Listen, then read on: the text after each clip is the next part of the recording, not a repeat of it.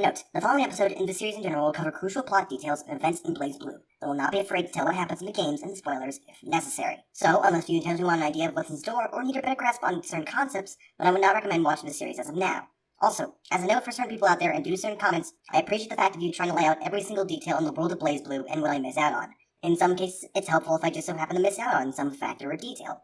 However, note that this series is about covering the major details and events of the story, and as such, not everything can be covered in an about 20+ minute video compared to 4+ games, multiple visual novels, drama CDs, and manga worth of lore and details that envelops the series. This is all to ensure I can talk about the story in the simplest way possible, so as to not confuse newcomers or viewers with this more complicated than necessary but awesome series. However, I encourage everybody watching this video who wants to know more about the details, what I did or didn't cover, and more to check out the links in the description below for research sources used, as well as checking out comments via other people if they are there. I greatly appreciate the fact of you caring and willing to help me out and correct me on certain things, but a single man like me who has to research, record, edit, and upload all these pieces of lore into at maximum 25-minute episodes won't be able to cover everything there is to know. With all that out of the way, I now bring you back to your regularly scheduled program. Enjoy.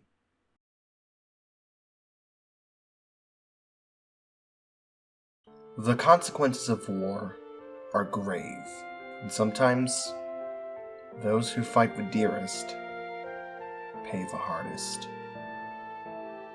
Hello everybody, fellow recruits of the Monarchy. I am the Monarch of Dragons, and welcome back to another installment into Story Explained, the Blazblue universe. Now, some people may be asking, where the hell has this series been? Dude, you left us for 8+ months in the dark with no videos after the second one, even though you said you would continue with the second part, a continuation of that episode. To that I say, I'm sorry, honestly. I won't get into the exact details of why this episode took so long, but to simplify it, motivation as well as questioning myself. I wanted to take this time to think about the series as a whole, why I'm doing it, the purpose of it all, if I actually enjoy it, and if I have the motivation for it. That's just the simplest way of putting it. I have the philosophy very heavily of a YouTuber to do what you enjoy most, so me just doing these videos for no reason other than views and because people request them is not that good in my book. But after some hard thinking and a lot of time, I think I'm ready to come back into this and hopefully solidify this series' place on the channel. In the previous episode, we covered the events leading up to the Dark War, the events surrounding it, the emergence of Teremy, and the 1-year gap caused by a man only known as Bloodedge. And now, today, we shall be continuing onward with the next episode, and we shall talk about what happened during that gap, the formation of the 6 heroes, the battle against the beast, and the unfortunate aftermath. So without further ado, dim those lights please, and get comfy by your local fireplace, for let us begin the tale of the 6 heroes.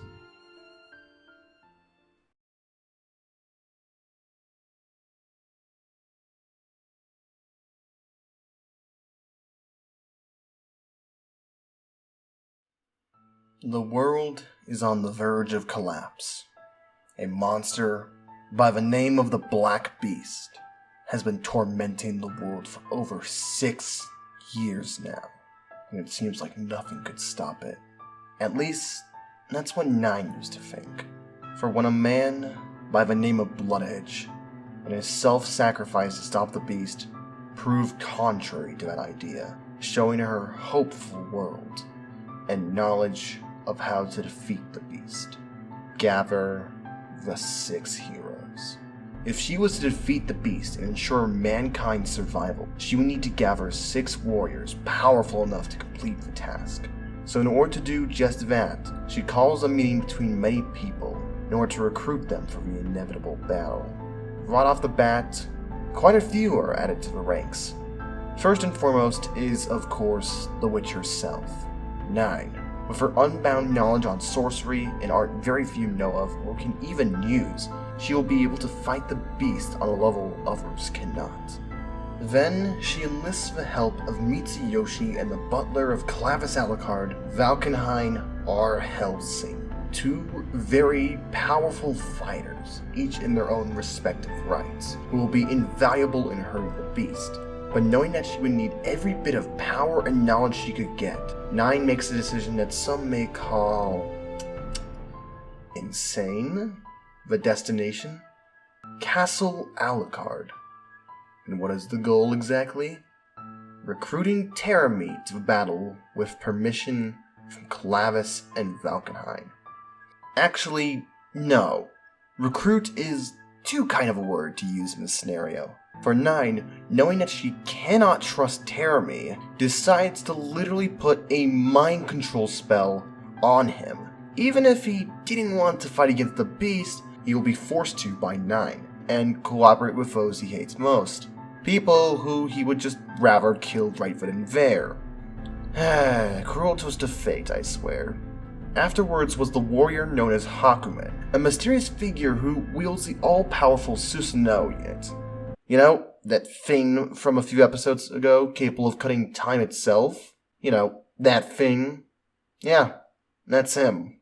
Last but not least, Nine decides to recruit her good old friend from the Magic Association, Trinity Glassfield. While not a fighter, so to speak, Trinity's knowledge in barrier, reinforcement magic, and magic analyzation is unparalleled, earning her the nickname of Platinum the Trinity. Together, the six heroes are now officially formed, and though the teamwork is shaky at first, the six will learn to work together and eventually defeat the beast. But it is not just the six that are involved in the war. No, for every bit of humanity is in it as well. Weapons and organizations would have to be made in order to help out the war effort, and so Nine, relying heavily on Terramite's knowledge, shared the secrets of magic to humanity and established the Novus Orbis Librarium, or NOL to put it shortly, to help head the war efforts alongside the leaders of several countries which survived the beast's rampage.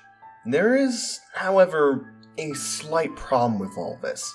Magic in its purest, raw, most unfiltered form cannot be used by everybody. Only those with a select few latent genes are able to, like Nine and Celica. But even then, certain kinds of magics are extremely rare, like with Celica and her healing magic.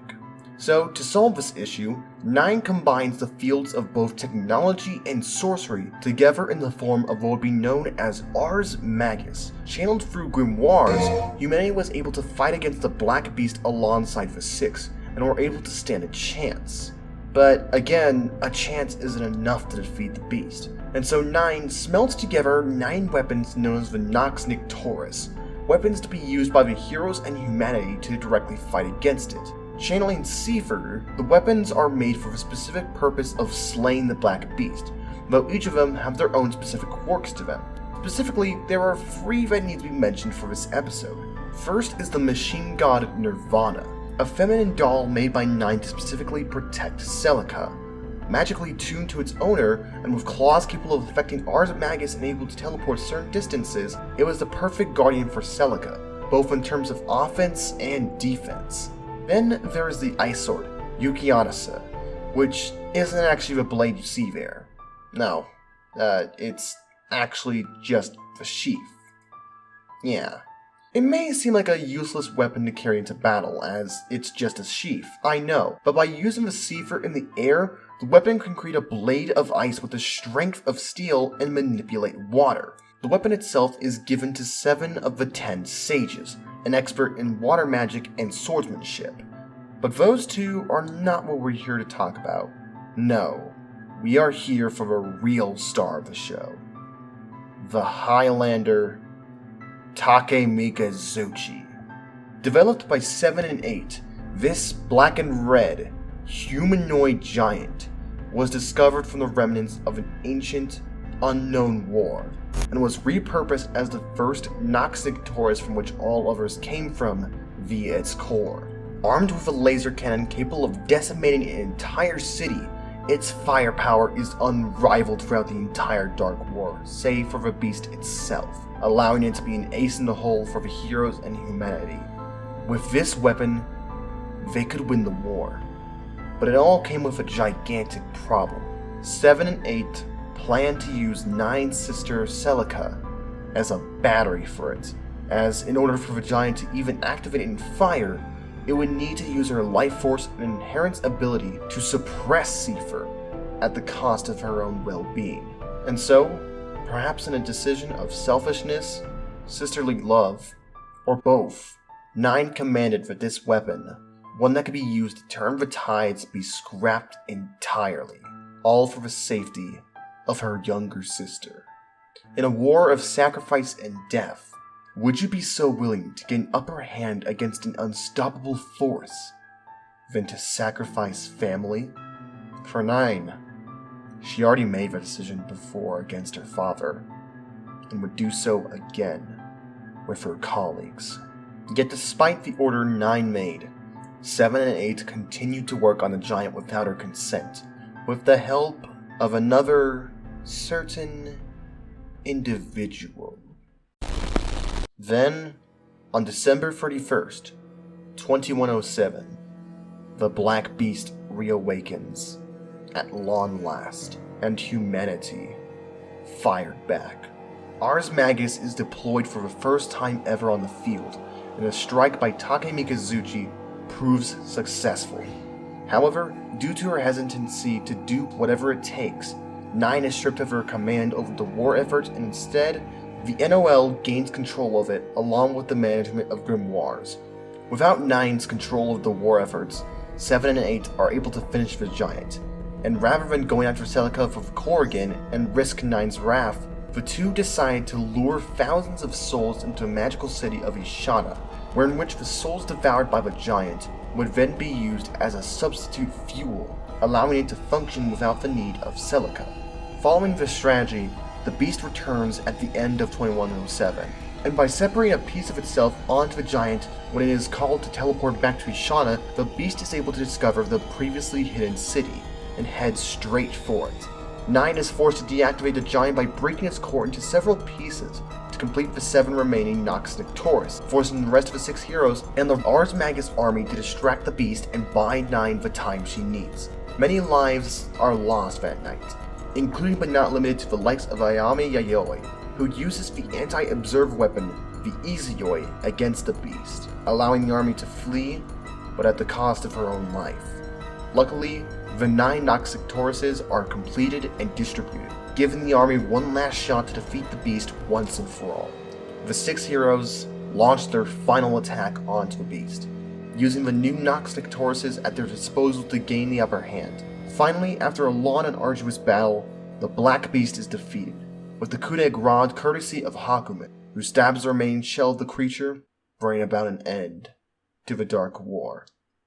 With the creature dead, the Seifer that once made up the beast spreads and separates, covering the world in the equivalent of a poisonous mist. Peace has finally returned. Following the war and the death of the beast, the NOL builds cities for humanity to live in atop mountainous regions and higher altitudes of the world due to the Seifer mist that now envelops the planet, known as the hierarchical cities. With Seifer concentration at its lowest in the higher regions of the world, humanity lives on after the massive casualties that resulted from the war. The 6 heroes, whom were credited with defeating and leading the charge against the Black Beast, are finally given their rightful moniker. Celica founds a church atop the grave of the Black Beast, hoping to watch over and suppress it, feeling ever closer to the one she loves. Julie and 9 actually finally marry, even having a child named Kokonoe, and rather than being destroyed, the Nox Nictorises are ordered by the NOL to be sealed away. Some of the Nox's core are removed, some, such as Bulwark and Yukianaso, go missing, and then there is Takemi Kazuchi, which is sealed into an orbital satellite floating around the Earth until it is forced to come down. Yet, despite all the cheer and happiness, something sinister is being plotted. For Cosma Caval, no, Terramine has been biding his time, waiting for a right moment to strike. Despite being inflicted by the Mind Eater spell by 9, Teremi was wise enough to split both his and Cosmo's mind apart from each other, allowing one half, Teremi, to fall under, while the other, Cosmo, was free to act however he wished. For ever since that fusion, he and Teremi became one and the same, mind and body, meaning that he still has the devious, manipulating, psychopathic mindset as that of Teremi, all the while never raising any eyebrows from 9 of the heroes due to the split minds, even to the point of helping out 7 and 8 with the completion of Takemikazuchi. And now, their moment has come. They know that the heroes don't suspect anything. They know that Trinity has a crush on Cosmo and trusts him. And they know just how to play to that sweet, sweet innocence and manipulate her, using the girl's own emotions against her. Cosmo convinces Trinity to undo a Mind Eater spell and free Teremi. And, just like a mouse running right into a trap, convinced by the cheese in front of it. No, please, don't do this, Teremi.